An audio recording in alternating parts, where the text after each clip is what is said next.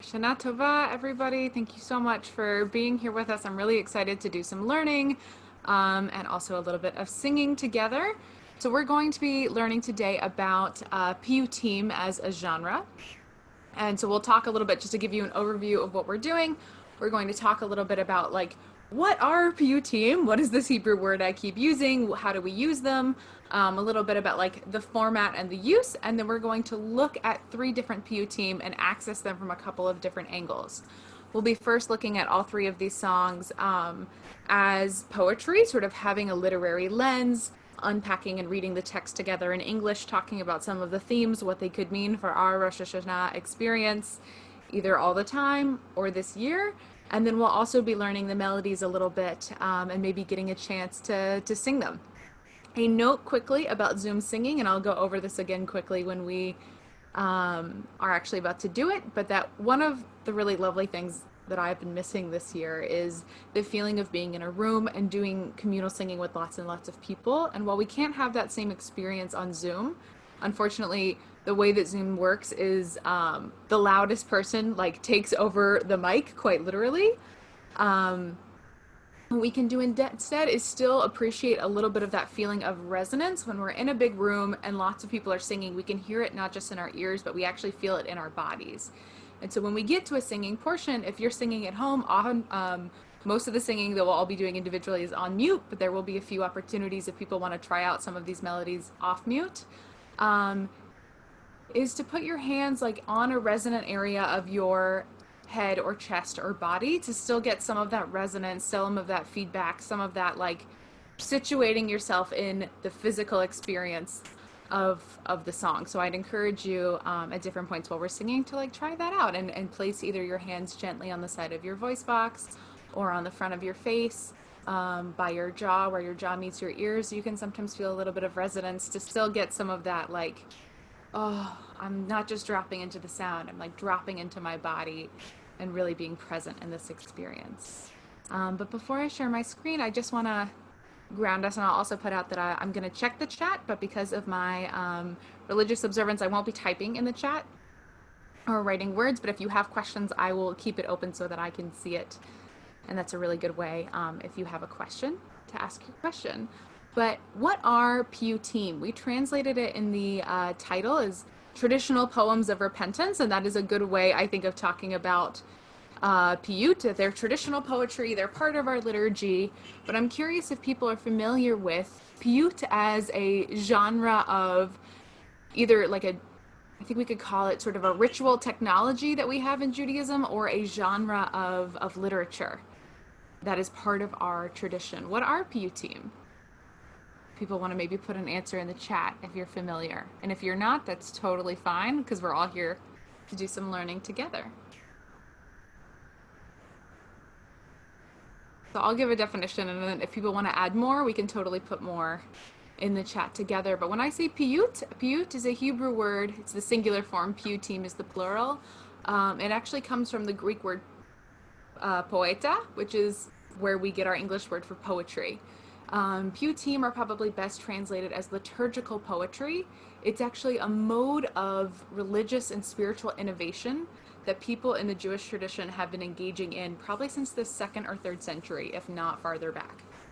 It's a way that we often have innovated on our Siddur and on a lot of our traditional prayer texts. And that sometimes when we look and open the Siddur, it looks like it's all it's on the page together. It seems as if, maybe we got it from Sinai in this form, it came in the binding, it's a static document. But actually the Siddur has evolved over history, and the Machzor, the book that we refer to on Rosh Hashanah and Yom Kippur, has been constantly in development for the last, if I'm really going to get the numbers right, about 1,200 years. The first Siddur ever was kind of composed in the Gaonic era in the 900s, and since then we've been tweaking and changing, and there's all of these beautiful layers in our Machzor. There's biblical texts, there's rabbinic texts, there's things from the medieval era. We just keep layering and layering and layering. The Siddur that I like to use and the Machzor Lev Shalem has also a lot of contemporary poetry on the sides. And piyut is one of the ways that we stay in the balance between keva and kavanah. What I mean by that, keva is sort of the rote part of our prayer. It's the ritualized piece of it. It's the text that we know. It's returning to the same words at the same kind of part of the year every year. And kavanah is the intention or the spirit. And so piyutim have been used by different communities as a way of innovating and bringing new perspectives to the text. It's extra music and songs that have been brought to sort of like illuminate a new angle on a prayer that we already have. You're probably actually really familiar with piyutim already and didn't even know it. Lecha Dodi is a piyut. It was written in the Middle Ages to be added into the Shabbat evening service. Yedid Nefesh is a piyut. And you may also be familiar with some of the songs we're looking at today. So we'll look at 3 different piyutim together this afternoon. Et Sharei Ratzon, which is very common in the Sephardi tradition. Hayom Harat Olam, which is, I think, popular sort of across the Jewish world, but the melody that we're going to be learning comes out of the Ashkenazi tradition. And then as well, Achot Katana, which I know the Moroccan tune, that's what I'll be teaching, but is also really popular among kind of the Mediterranean and North African Jewish communities. So I just dropped a ton of information on us. I want to pause for a minute. Anybody have any questions or comments? This is a great time to either put things in the chat or to go off mute if you're comfortable. But anything that I just said either spark something or illuminate sort of a question for anyone?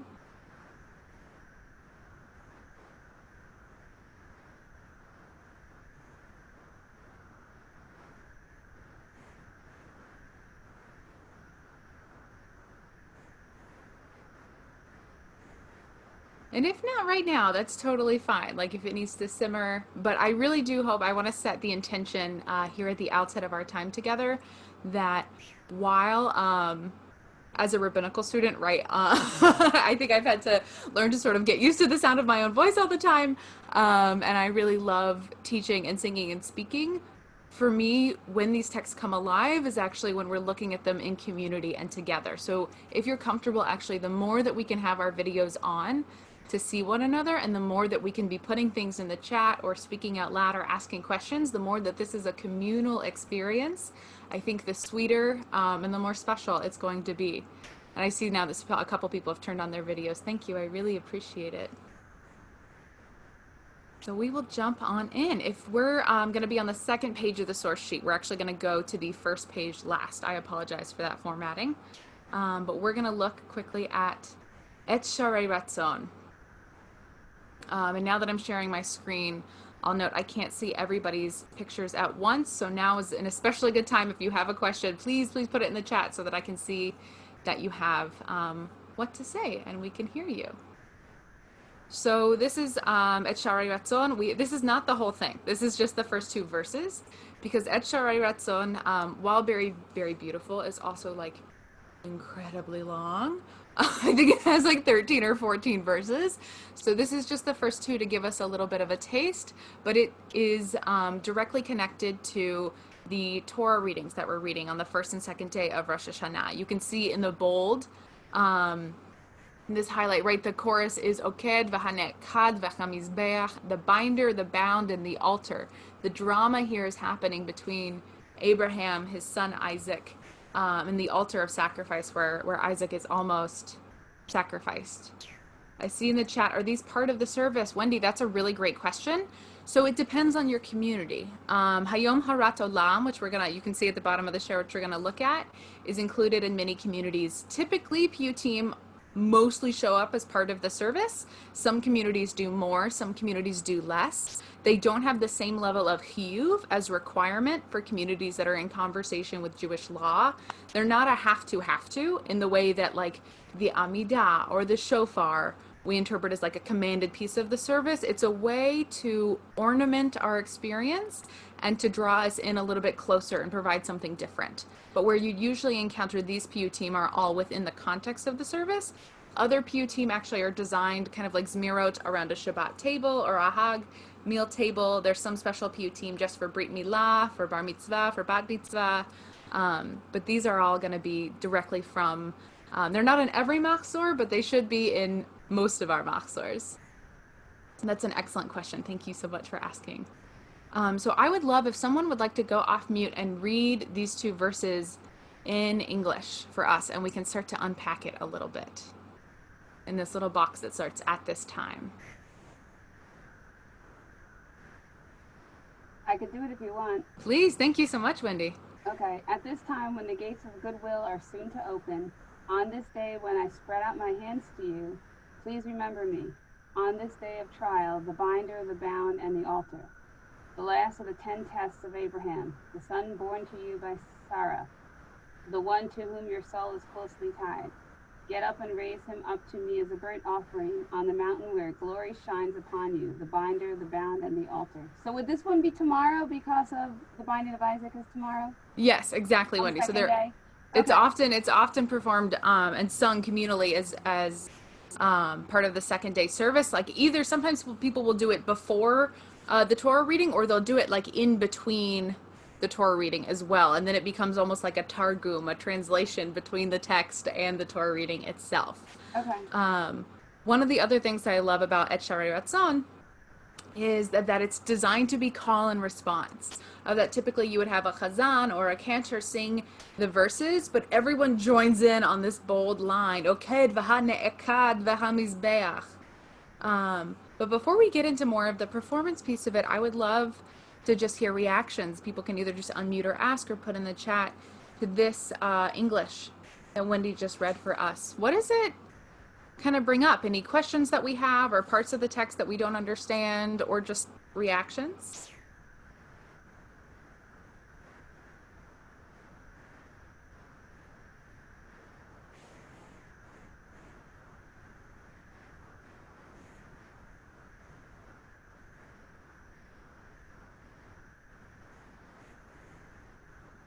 I'm gonna look in our chat really quick. Yeah, it's about repentance. Wendy, can you say more? Because you're talking about when the gates of goodwill are soon to open on this day. You know, when you spread your hands, please remember me. The trial.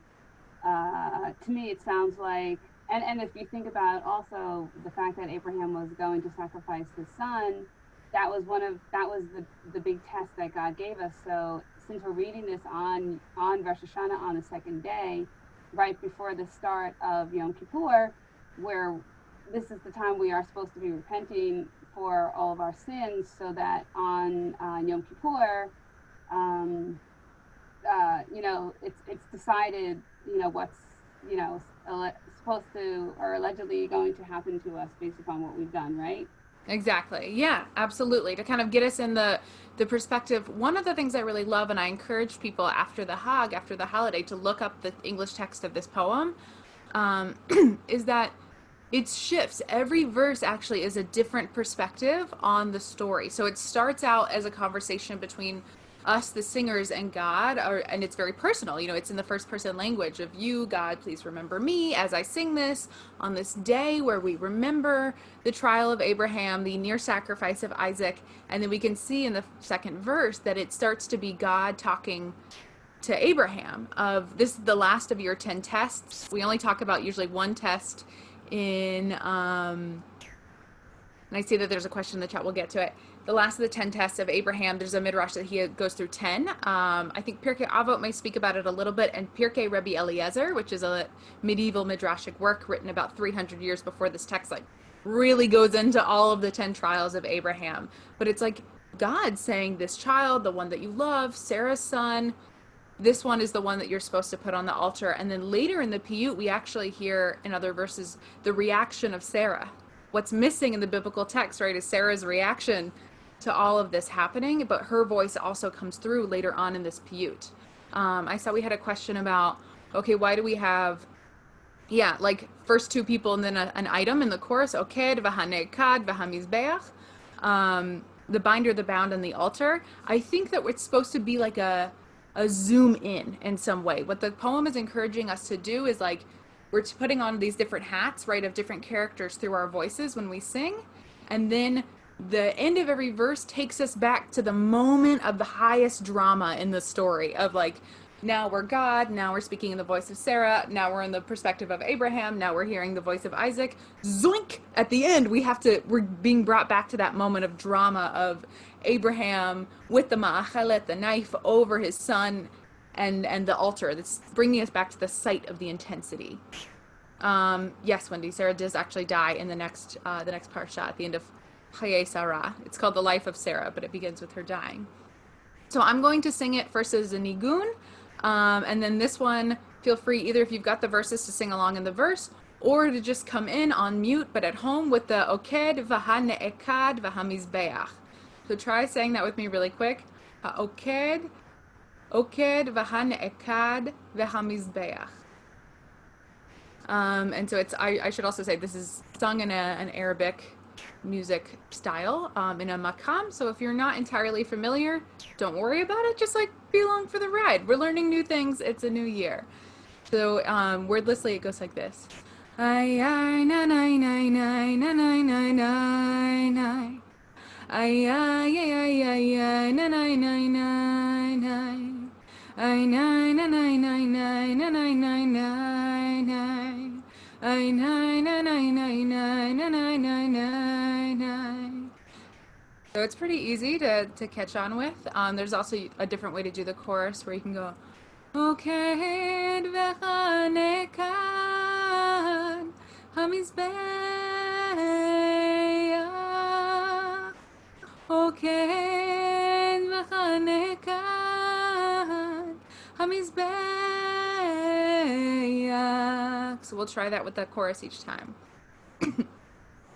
את שי רצון להתפתח יומך יהיה לאל שוטח אנא זכרונה לי בים הכיח עוקד וחנקד והמזבח. We'll try together. עוקד וחנקד והמזבח עוקד וחנקד והמזבח באחרית נוסח בסוף השרה הבן אשר נולד לך משרה אם נפשך בו עד מאוד נקשרה קום העללי ולעולה ברה על האשר קבוא לך זורח עוקד והנעקד והמזבח. Try together. עוקד והנעקד המזבח עוקד והנעקד המזבח.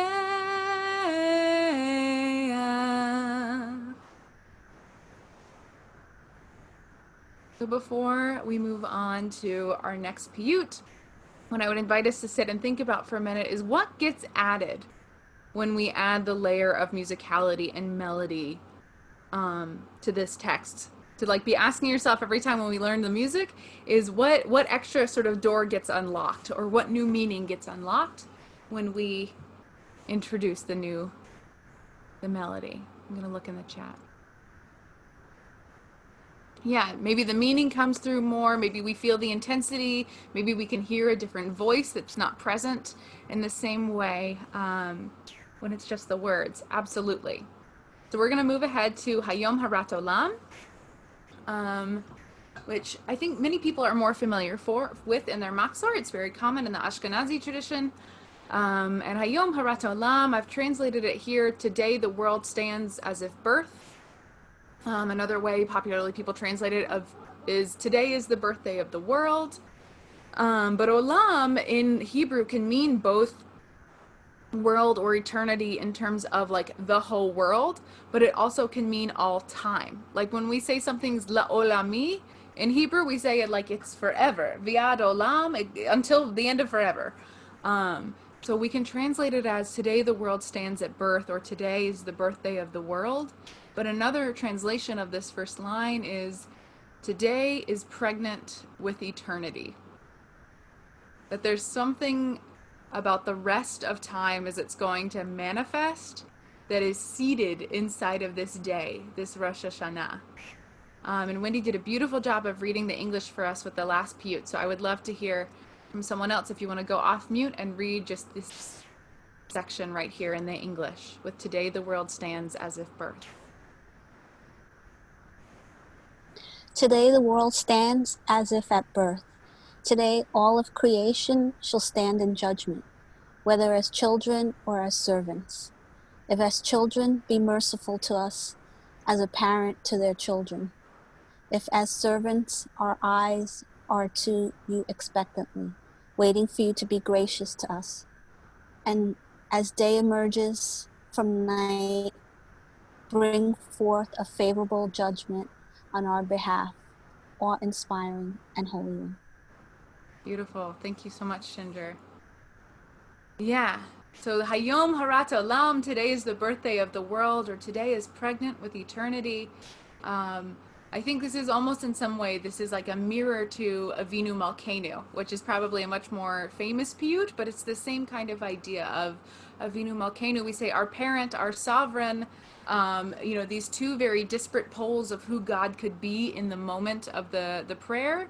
And here we have, well, if God is our parent or God is our sovereign, then we are God's children or we are God's servants.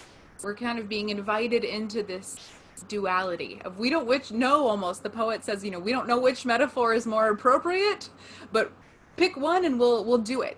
There's a shifting back and forth. I think that this allows us to see ourselves in a couple different paradigms.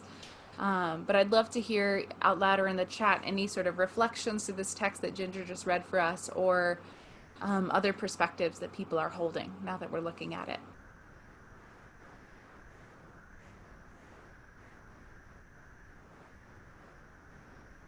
What comes up for us looking at these words?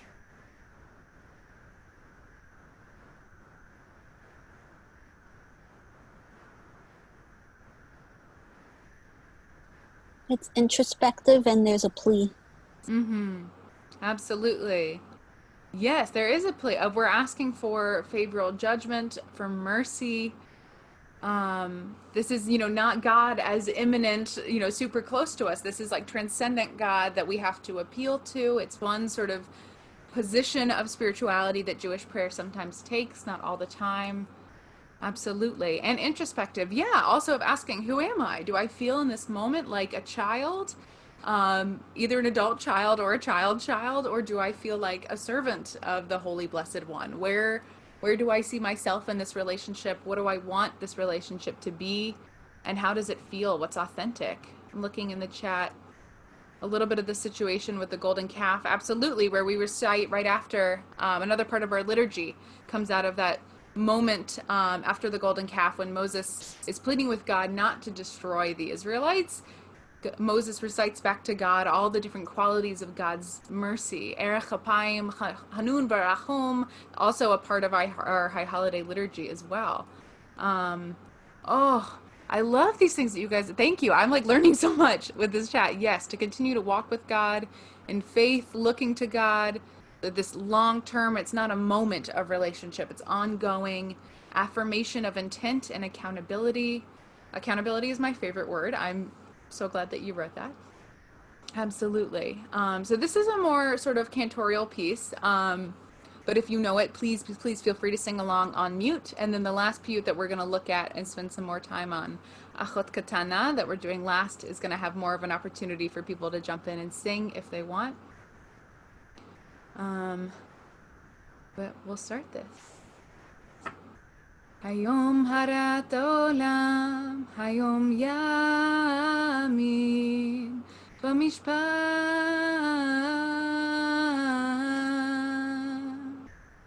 Kol Yitzurei Olamim, Im Kevanim, Im Kavadim, Im Kevanim Rechameinu,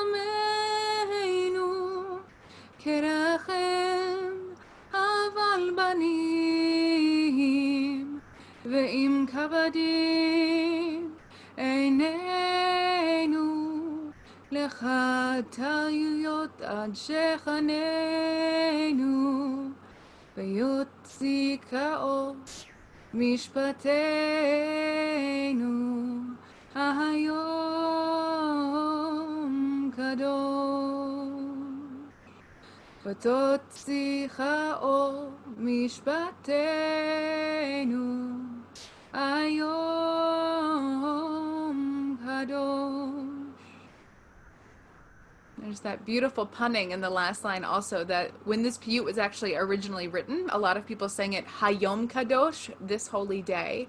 But over time, people changed it to Ayom Kadosh, which means like awe-inspiring. That rather than talking about the holiness of the day, it's shifted into the holiness of the Holy One, of God. So what gets added in this one when we layer on the music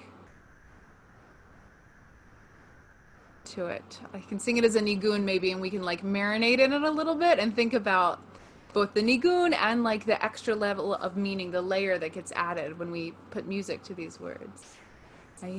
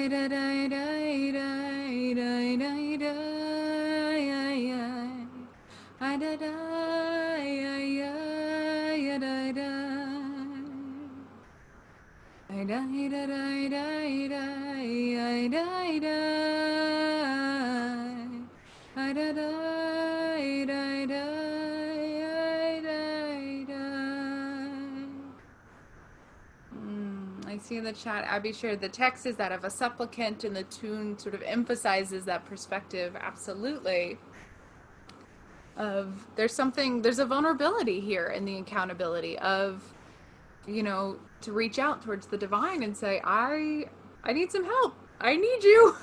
And I think also there's something relieving. I think that I know in different parts of my own spiritual journey, sometimes I found the idea of a Vinu Malkeinu, of like super transcendent, sovereign God and really eminent parent God, is like, I've often struggled of like, okay, wait, how do I actually find myself and find my authentic spirituality in between those two places? And what I love about this piyut, it's like the spookiest birthday song we could ever sing to the world. This is not happy birthday or like Yom Huledet Sameach. It's like this very pleading, twilight sounding song, but also that it allows us to pivot, to say, I don't have the answer, but I actually have the capacity to stand with a foot in both perspectives. It kind of invites us, I think, to say it's not, a dialectic. It's not something that's opposing. It's our spirituality is actually something that allows us to be multivocal and multifaceted, even in the space of a 6 or 7 line prayer. So before we move to our last piyut together, if people have stuff in the chat or any sort of burning things they would love to share, this is a good time. I love what Hannibal has shared, that it doesn't feel as solemn. It's more like a celebration of the qualities we want to remember in ourselves and God. We are a reflection as well as a reference. This is gorgeous. Yes, exactly. That like, it's not just that God is a Vinu Malkeinu, but then who are we in relationship? Exactly. We're like pulled into different shades of accountability through being in this relationship. Gorgeous.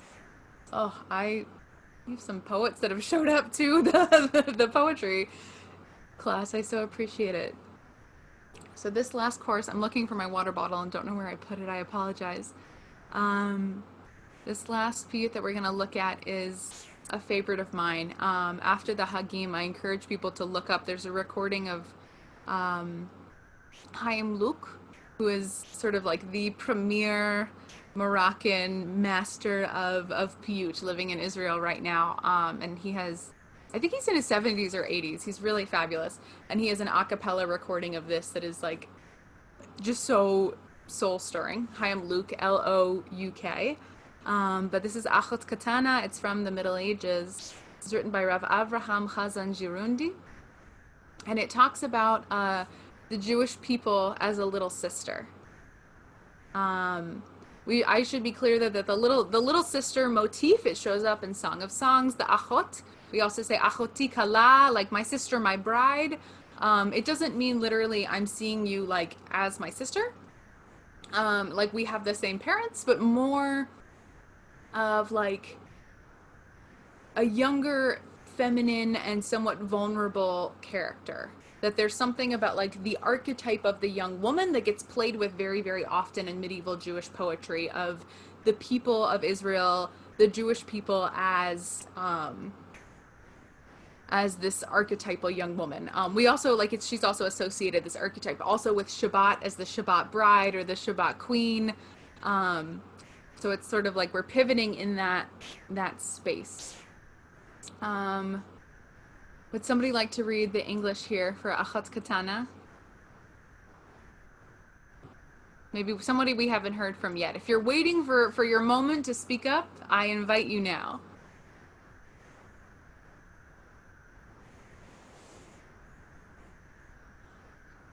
I'll go. Please. Starting with the little sister. Mm-hmm. The little sister, her prayer she prepares and proclaims her praises. O God, please heal now her ailments. Let the year and its curses conclude. Tend your sheep that the lions dispersed, and pour your wrath upon those who say destroy. Your right hand's foundation, vine they have breached, and plucked its fruit, not even leaving her tiny grapes. Let the year and its curses conclude. When will you raise up your daughter from the pit and from the dungeon? Will you break her yoke? May you act... I'll scroll down. Sorry if it doesn't fit. Thank you. There we go. May you act wondrously when you go forth like a hero, to bring an end and conclusion to her ailments. Let the year and its curses conclude. Be strong and rejoice, for the plunder is ended. Place hope in the rock and keep his covenant. You will ascend to Zion, and he will say, pave her paths. Let the year and its blessings begin. Beautiful. Thank you so much. Thank you. So the sort of chorus line here that we've put in bold, typically when this is sung in a congregational style, again, there's like one person sort of holds the verse part, and then everybody comes in on this line, Tichle shana vechilotecha, which we'll go over again. So if you didn't get it now, totally fine. But it's let the year and its curses conclude. It's often this is sung the very first night of Rosh Hashanah. So we would have sung it last night if we were all in shul together. And the very last, this has many more verses. I kind of picked the highlights, especially the line about little grapes. That's my favorite of like, oh, not even the little grapes are left on the vine. But it moves at the end to tachel instead of tichle. Tachel meaning like begin, lechitila. Tachel shana uvirchotecha, to say let this new year and its blessings begin. And I've always really loved this piyut, but there's something I think about this year where many of us are suffering on a very personal level or struggling on a personal level, certainly on a communal level, a national and international level. That there's something really lovely about being able to say, this is hard, we feel devastated, and yet end on a note of hope and of blessing and of saying the devastation that we're sitting in is not a reason to throw in the towel, but we can reflect on it and then turn over a new leaf from all of these agricultural metaphors in this poem, of moving into a place of calling and almost demanding some blessings here of like, all right, we've like definitely sat in this year of devastation. It's like we need a bracha. It's time for some brachot, for some blessings. Other things I just want to point out quickly before we start singing is all of the, or not all of them because it would take a long time, but some of the different biblical references that are kind of snuck into this prayer. One of the reasons I really like piyutim is they're always pulling together from different biblical and midrashic sources. It becomes a game of like how much you can recognize. So there's a lot of the idea of the people as a flock and either being beset by lions or as vulnerable sheep in general is very, very resonant with a lot of our high holiday liturgy. Unatan of Tokef, right? We say like everyone is going to pass like sheep in a flock in front of God, and here we have the dispersed sheep. Exactly. There's kind of a Hazak ve'amat says, or Hazak ve'amat libecha says this piyut of like strengthen yourself and take heart. And also this idea of bitcha midbor, your daughter in a pit. The bor is a word that's actually not used very often and has with it a remez, a hint of the Joseph story. When Joseph is cast into the pit, it's called a bor she'ein bo mayim, a water pit with no pit in it. So anytime anyone is in a bor, in Hebrew, it's like a hint of like, you're supposed to be thinking about Joseph a little bit, of like, the achot katana, the little sister here, feels a sense of betrayal, to go from the pit into the dungeon, sort of just like Joseph going to prison in the Beit Asurim, to instead be brought out again. And this last line, solu solu mesiloteha, pave her paths, is from Shabbat Nachamu, which is the Shabbat that right after Tisha B'Av, where we commemorate the destruction of the temple. That next Shabbat we have the Nachamu Haftarah, the prophetic reading that talks about like solu solu panu derech, sorry, of like pave the path, of like the path towards comfort. Nachamu means like comfort my people. That we're moving into a place of nechama, of comfort and rest and ease. And so I thought it would be lovely to sort of end on this one also as an intention for 5781 as a year to move into a place of ease and blessings. Excuse me. So I'll do the verse first, just with the melody, and then we'll add on the words. And if somebody wants to take maybe this middle verse and try it on, there will be an opportunity, and then we'll all come in with our Tichle Shana. But even if you feel like it's a struggle, try to come in on the bold words together on mute with me. And again, feeling maybe our voice box or the tops of our faces or alongside our nose or where our ears meet our jaw for a sense of resonance and embodiment.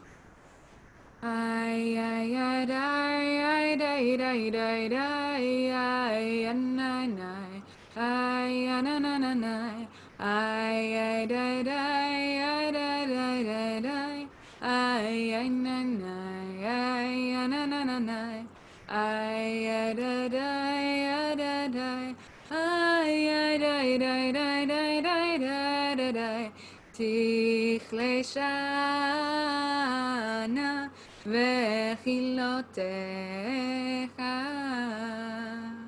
achot ketana tefilotecha orcha ve'ona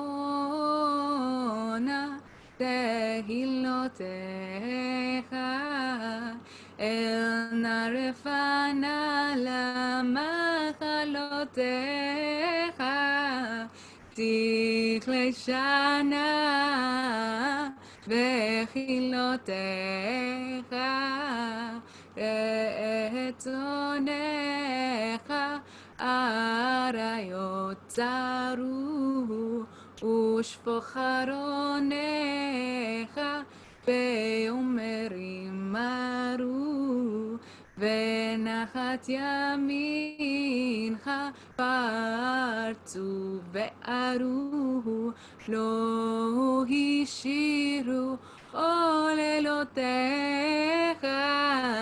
tichle shana vechilotecha. Somebody want to try the middle verse? You can even just do the chorus out loud while I do the verse if you would like. But if anybody came here wanting to sing, this is your invitation.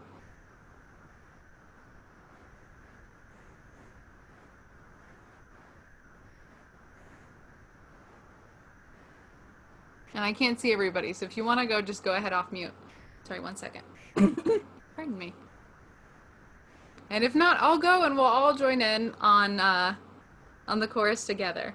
We'll go a little bit faster because the way that this song is supposed to be sung is there's like a real slowdown for the last verse, because we're going to move from, you know, really the hand wringing of like, we're in the pit, we're in the dungeon, it's not a great situation, we're hurting, like letting it all out on the faster second to last verse, to move into this like slow, celebratory, hopeful space when we get to the Hizku Vigilu of the last verse. מתי תעלה ביתך מבור ומבית כלא אולה תשבור ותפליף אלה פצעך כגיבור לחתם וכלה מחלותיך תכלה שנה וחילותיה יזכו וגילו כי שוד גמר לצור הוכילו פריתו שמר לחם ותעלו לציון ויאמר סולו סולו מסילותיך תהל שנה וברכותיך תהל שנה וברכותיה.